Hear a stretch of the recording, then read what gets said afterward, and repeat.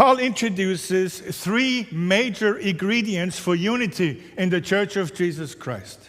Three major ingredients. First, oneness. That's the oneness in purpose geared towards the glory of Jesus Christ. We must be one in this desire.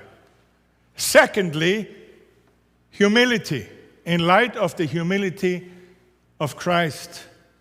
And then, self-forgetfulness. Not always making sure we get what we think we need. Not always making sure that we are not offended, but honoring our neighbor more than ourselves. Is this you?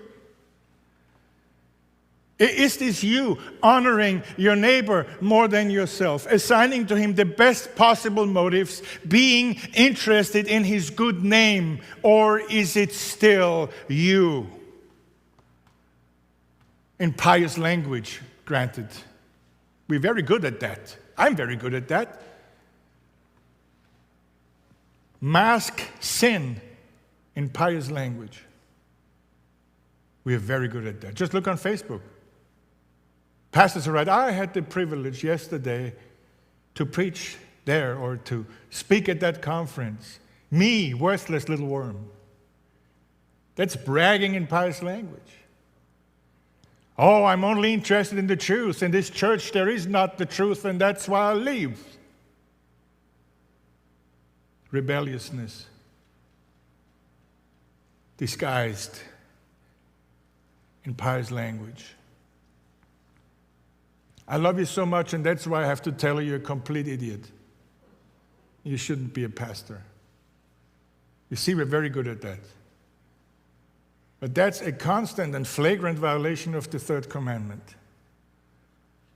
Using the Lord's name in vain just to get our way. And again, it's not a sin where we have to ask if we do it. The question is degree. We have far too noble, far too good a view of ourselves. Oh, I'm just a simple servant of the Lord. I just want to expand his kingdom and contribute to his glory, but all the others are so mean. That's our fallen nature. I'm always the victim. Everybody else is so mean. If they just understood that, I just want to serve the Lord.